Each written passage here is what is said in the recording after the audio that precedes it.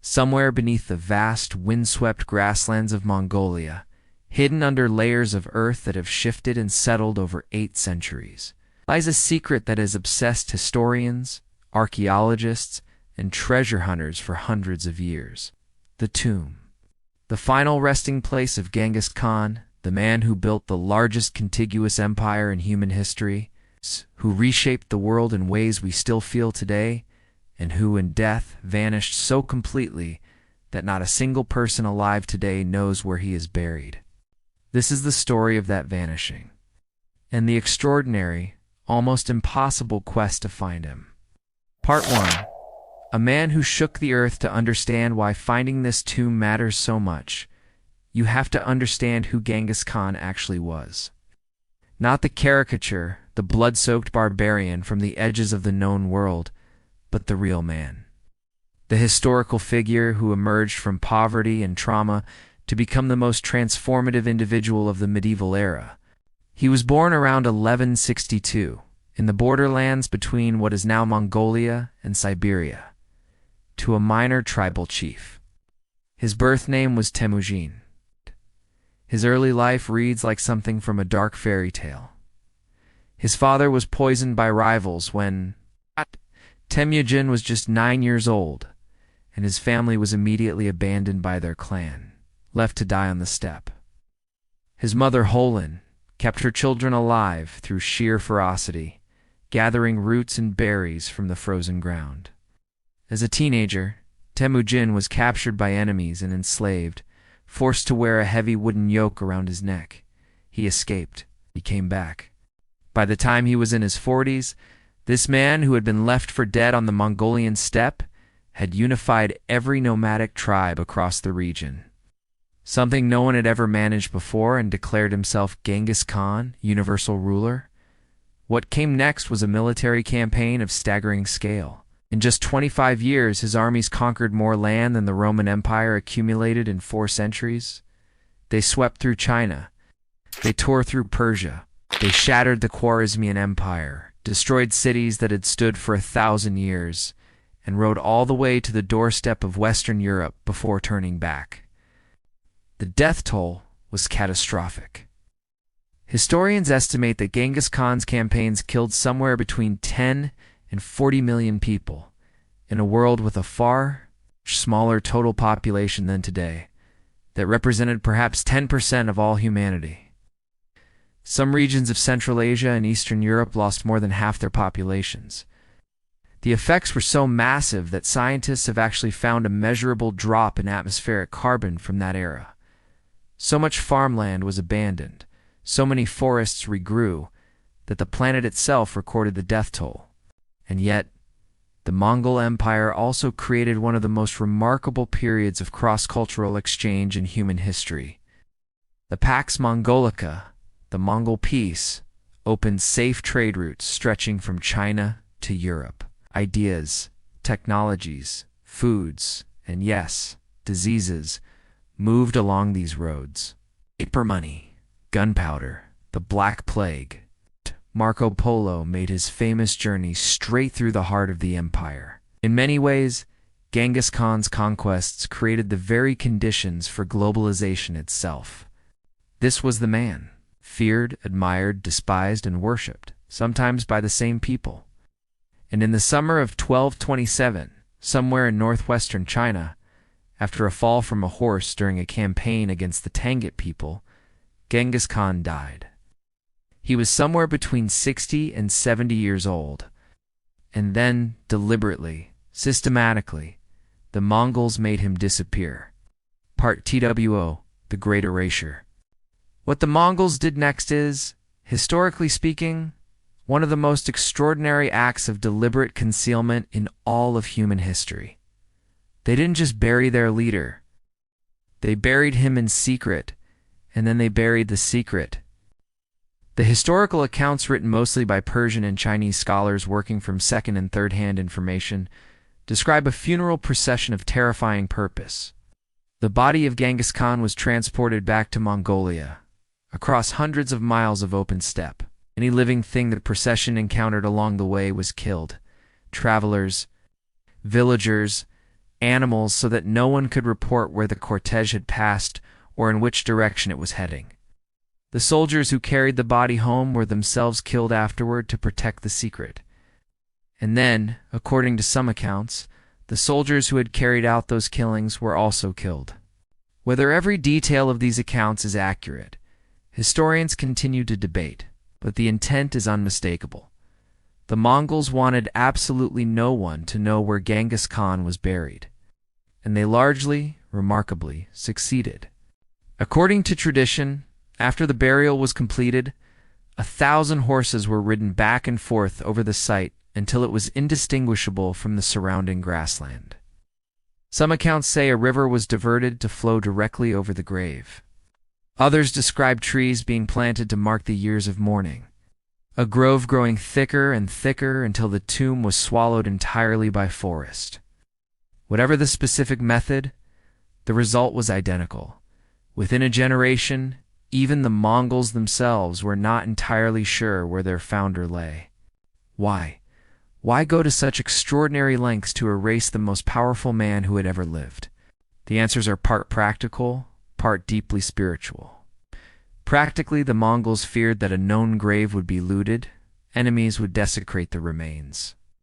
Rival clans would steal the artifacts, and the supernatural power of the Khan would be left exposed and vulnerable. Spiritually, the Mongolian shamanic tradition held that the soul was bound to the physical body, and that disturbing the dead could shatter their eternal rest. Genghis Khan himself, according to some sources, explicitly requested a secret burial for exactly these reasons. He wanted to rest undisturbed. He wanted peace in death, from a world he had never given peace in life. The Mongol Empire fragmented in the decades after his death, splitting into competing khanates that fought each other as viciously as they had once fought their shared enemies. With that fragmentation went whatever institutional memory might have preserved the tomb's location. By the 14th and 15th centuries, the secret had been largely lost, even within Mongolia itself. 800 years passed, and then the obsession began. Part 3: The Hunters. Finding the tomb of Genghis Khan became, over the centuries, one of archaeology's great white whales, promised not just historical insight, but for many searchers, the prospect of extraordinary treasure. The Mongols buried their rulers with the wealth of conquered empires. If the tomb exists undisturbed, and there are strong reasons to think it does, it could contain gold, jewels, weapons, and artifacts from a dozen civilizations, representing a kind of physical archive of the medieval world at the precise moment of its greatest upheaval. Early efforts were crude and mostly futile. Chinese and Persian explorers in the medieval era searched without systematic method. Russian explorers in the 19th century, pushing eastward across the steppe, kept their eyes open, but never found anything convincing. The Soviets, who controlled Mongolia for much of the 20th century, made several dedicated searches and also came up empty, though some historians suspect the Soviets may have been more interested in suppressing Mongolian nationalism than actually finding the tomb, since Genghis Khan was, and still remains, an enormously powerful symbol of Mongolian identity and pride. When Mongolia became fully independent and opened up in the 1990s, the search exploded. Suddenly, foreign researchers equipped with modern technology could enter a country that had been closed for decades. And the technology available was genuinely revolutionary. Satellite imaging, ground-penetrating radar, LiDAR systems that could see through dense vegetation to reveal structures buried beneath, and computational analysis capable of processing enormous data sets to flag anomalies invisible to the human eye. One of the most ambitious modern efforts launched in the early 2000s, led by an American researcher named Albert Lin, working with the National Geographic Society. This project, called the Valley of the Khans, used a combination of satellite imagery and crowdsourced human analysis, distributing thousands of satellite photos online and asking ordinary volunteers around the world to tag anything that looked unusual. Tens of thousands of people participated, scanning through hundreds of thousands of images. The project identified multiple sites of serious interest across the Khenti Mountains in northeastern Mongolia. The region most historians believe holds the greatest likelihood of being the burial area. But here is where the story takes a turn that no one fully anticipated. Because in Mongolia, finding the tomb is not simply a matter of having the right technology or sufficient funding. There is a deeply felt, widely shared, and fiercely defended belief among Mongolian people that the tomb should not be found. That searching for it at all is a profound act of disrespect.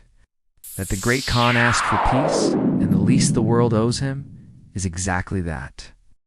The Sacred Mountain.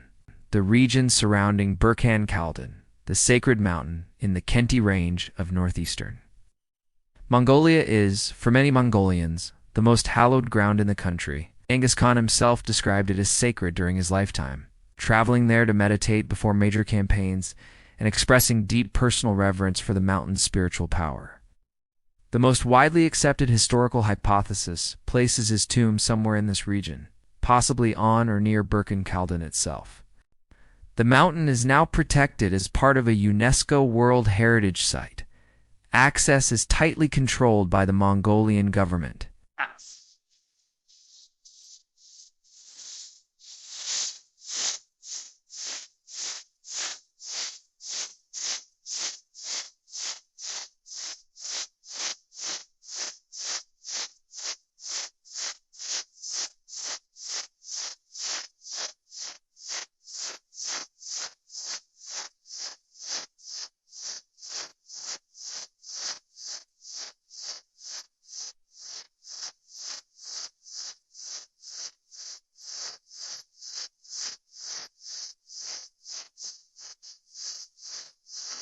Per lump, per out, then quest. There is a cultural and spiritual dimension that makes the search fraught in ways that go far deeper than bureaucratic paperwork. Mongolian shamanism teaches that the spirits of the dead require peace, and that disturbing their rest invites catastrophe for the living. There are legends, stories passed from generation to generation of terrible misfortune befalling those who dig too deeply in. Search of the Great Khan. Researchers who have attempted excavations near Burkhan Khaldun consistently report that local guides suddenly refuse to continue, that workers abandon sites without explanation, that entire communities in the region are viscerally and uncompromisingly opposed to the enterprise. In 1990, joint Mongolian-Japanese excavation at a site called Avraga, believed to have been a major palace complex of Genghis Khan, was abruptly shut down after local shamans protested loudly and publicly. The excavation had already uncovered significant artifacts confirming the site as a genuine Mongol imperial location. But the spiritual objections proved impossible to override. The dig stopped. This creates a genuine and uncomfortable ethical tension at the very heart of the search. Western archaeology, shaped by Enlightenment values that place empirical knowledge above almost everything else, tends to view discovering the tomb as unambiguously good. More information, more understanding, more light shed on a dark corner of human history. But many Mongolians experience the search as a form of violence, an act of desecration directed at their most revered ancestor. Driven by foreign curiosity and not infrequently, the prospect of foreign profit, dressed up in the respectable language of science. Albert Lin himself, for all his technological innovation and genuine enthusiasm for the search, eventually became deeply thoughtful about this tension, began speaking publicly about whether the drive to find the tomb was really about respect for Mongolian history, or whether it was about something else entirely, the thrill of discovery, the hunger for fame, the satisfaction of solving one of history's most irresistible mysteries, without real regard for what Mongolian people themselves actually wanted. It is a question worth sitting with, because there is no clean answer. Part 5. What we think we know. Despite the absence of any confirmed discovery, archaeologists and historians have, across decades of painstaking research, narrowed down the possibilities considerably. Let's walk through what the actual evidence suggests. Every primary historical source agrees on the general region, northeastern Mongolia, in or near the Khenti Mountains. This matches perfectly with the tradition of the Khan's personal spiritual attachment to Burkhan Khaldan during his lifetime. Multiple Persian and Chinese sources describe the burial party traveling northward after his death in what is now Bazi, northwestern China, pointing consistently toward this area. A Mongolian text called The Secret History of the Mongols, written within a single generation of Genghis Khan's death and considered the most authoritative source produced by the Mongols themselves, describes him as having been buried on a mountain called Khenti Khan. Researchers have spent considerable time and energy trying to match this name to specific peaks in the range, with conflicting results that remain unresolved. Marco Polo, who traveled through the region in the late 13th century, mentions being told that great Mongol rulers were buried on a mountain called Altai. He offers no precise coordinates. Medieval travel writing rarely bothered, but the broad geographical picture is consistent with the Khenti area. Ground-penetrating radar surveys conducted in the early 2000s near Burkhan Khaldan detected subsurface anomalies that some researchers found genuinely intriguing.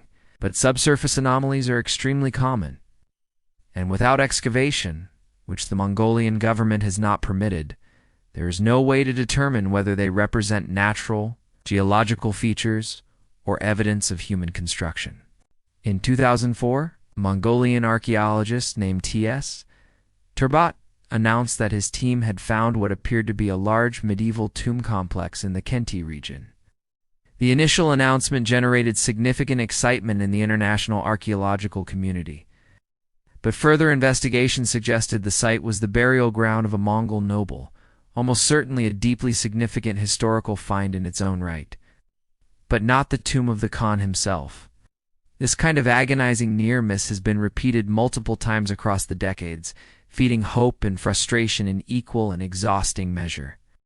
Perhaps the most compelling evidence comes from remote sensing data. Satellite and aerial surveys of the Burkhan Khaldan area have identified what appear to be significant earthworks, deliberate, large-scale modifications of the landscape that don't fit the pattern of natural geological formation or modern human activity. Whether these represent a tomb complex, the remains of a palace, a ritual site, or something else entirely, no one has been able to determine without ground-level investigation that the Mongolian government has not authorized. The tomb may be right there, invisible from the surface, waiting. Part 6. The deeper question. As the search has continued into the 21st century, a more philosophical question has come to dominate the conversation among serious researchers. It goes beyond archaeology, beyond technology, beyond the practical challenges of searching a remote mountain range in one of the least accessible countries on Earth. The question is simply this: should we be looking at all? Think about what happened when the tomb of Tutankhamun was discovered in 1922. It sparked a global media frenzy. It was dismantled by foreign archaeologists. It became a tourist attraction that now physically threatens the long-term preservation of the very site it celebrates. It gave rise to decades of romanticized nonsense about curses and mystical pharaohs that bears essentially no relationship to the actual complexity of Egyptian historical reality. The dignified burial of a real person was transformed, slowly and irreversibly, into entertainment. Or consider the ongoing and intensifying global debates about repatriating indigenous human remains and sacred objects from Western museums, the core argument being that scientific curiosity, ever genuine, cannot ethically justify the violation of a burial, particularly when living descendants of the dead are present, vocal, and objecting. Genghis Khan is not merely a historical figure for Mongolian people. He is the founding father of the nation. He's the creator of the Mongolian state, the enduring symbol of Mongolian strength, resilience, and identity in a country that spent the better part of the 20th century under Soviet occupation and deliberate cultural suppression. His face is on the Mongolian currency. The international airport in Ulaanbaatar bears his name. He is not a figure of the past in Mongolia. He is a living presence in the national identity of a people who are still here, still watching, and still fiercely protective of what he represents. When outside researchers dig into the Mongolian steppe in search of his bones, many Mongolians experience this not as the advancement of human knowledge, but as another form of appropriation. Foreigners, taking something that does not belong to them for purposes that serve foreign institutions and foreign curiosity, wrapped in the respectable language of universal heritage. These two arguments, the Mongolian case for sovereignty and spiritual protection, and the universalist case for historical knowledge, are not easily reconciled, and perhaps they are not meant to be. Perhaps the discomfort of holding both of them simultaneously is exactly where the truth lives. Why it still matters? And yet, the pull of the mystery remains, because even the most thoughtful advocates for leaving the tomb undisturbed must confront what it could tell us if it were ever found. Genghis Khan died in 1227. If the tomb is where most historians believe it is, and if it has remained untouched for 800 years, it represents a historical archive of almost incomprehensible value. The burial would include not just the Khan's own remains, which could answer questions about his diet, his physical condition, the nature of his final illness, and possibly even clarify a long-running scholarly debate about his precise ethnic origins, but the assembled artifacts of a civilization at the absolute apex of its power: weapons, religious objects, personal belongings, the ceremonial trappings of an empire stretching from the Pacific Ocean to Eastern Europe, representing the craftsmanship of dozens of cultures and thousands of years of accumulated knowledge. The cause of his death alone is a genuine, unresolved historical mystery. The official account says he fell from a horse. Other sources suggest a tanged arrow. Some Persian historians hint at illness, possibly a respiratory infection that a grueling military campaign transformed into something fatal. One dramatic account, possibly apocryphal, claims he was killed by a captive Tangut princess who smuggled a weapon into the royal tent. We genuinely do not know. And the answer, if the tomb were found and the remains subjected to modern forensic analysis, might be preserved right there in the bones after 8 centuries of waiting. Then there is the question of DNA. Genetic studies conducted over the past 2 decades have already suggested that roughly 1 in 200 men alive today carries a Y chromosome lineage traceable back to Genghis Khan or his close male relatives, a staggering genetic legacy. A testament to the reproductive practices of Mongol rulers and the raw demographics of conquest. A confirmed genetic sample from the Khan himself would allow researchers to trace this lineage with vastly greater precision, potentially connecting living people directly to the greatest conqueror in human history. The implications for our understanding of how populations move, mix, and transform during periods of catastrophic conquest would be genuinely profound. And beyond all of this, there is a simpler argument that human history belongs to all humans. That understanding the past, however complicated, however violent, however morally difficult, is a project that ultimately serves everyone alive today. That the story of Genghis Khan is not only Mongolia's story, but a story that shaped the specific world each one of us inhabits right now. Part 8, The Search Today. As things stand right now, the tomb of Genghis Khan has not been found. The search continues, but in quieter and more careful forms than in previous decades. Non-invasive remote sensing has become the primary tool of serious researchers' satellite analysis. Thermal imaging, aerial LiDAR, because it allows meaningful investigation without physical excavation and can be conducted, at least in part, without generating the local opposition that digs inevitably provoke. Mongolian archaeologists, working independently and with far greater cultural legitimacy than any foreign-led team can claim, have continued their own quiet investigations in the Kentai region. They are under no obligation to share their findings with international journals or foreign institutions. Some observers, and this is speculation, but informed speculation, believe that Mongolian researchers may have already identified the approximate location of the tomb and have chosen, for reasons that should by now be entirely understandable, not to publicize what they know. Whether this is true or simply wishful thinking on the part of observers who want the mystery resolved without the ethical complications of resolution, no one outside a small circle of Mongolian scholars can say with any certainty. Technology continues to advance at a rate that would have seemed impossible even a decade ago. LiDAR systems now available commercially can resolve features just centimeters across from aircraft flying thousands of feet overhead. Machine learning algorithms can scan satellite imagery and flag subsurface anomalies with a speed and precision that no human analyst could match. If the tomb is there, and 8 centuries of determined human effort failing to find it, is itself a kind of argument that the Mongols were extraordinarily effective at what they set out to do. Modern technology may eventually be capable of locating it without a single shovel ever touching the ground.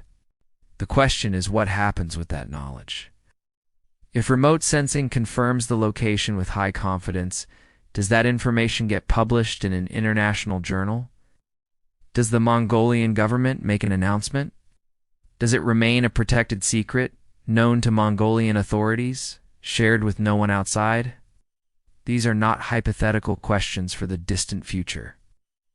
They are questions that archaeologists and government policymakers in Mongolia are actively working through right now, because the pace of technological development means the moment of decision may arrive far sooner than anyone previously expected. Epilogue: The Man Beneath the Mountain. Somewhere in the grasslands and mountains of northeastern Mongolia, the earth holds a secret it has kept for 800 years. Under the immense open sky, beneath the layers of sediment deposited by centuries of rain and snow and the patient, indifferent movement of rivers, there is a man who changed the world more profoundly than almost any individual who has ever drawn breath. He asked to be left alone.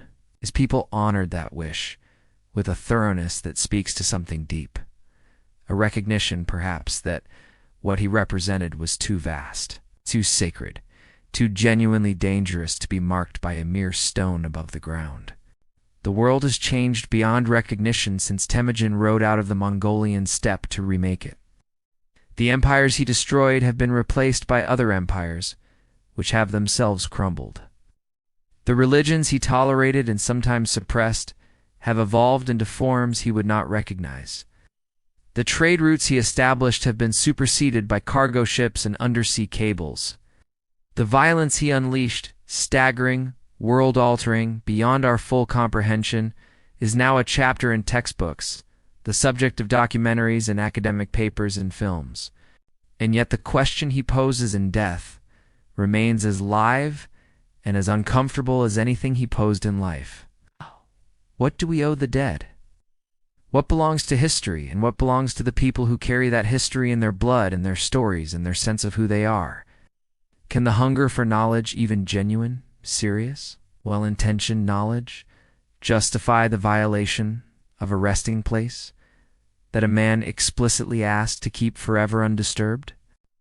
The tomb of Genghis Khan has not been found. 800 years after his death, the secret holds. And in a world that has grown extraordinarily, almost frighteningly good at finding things, perhaps the most remarkable fact of all is this: the great Khan has managed to do, in death, something that none of his enemies ever managed in his lifetime. He has remained hidden.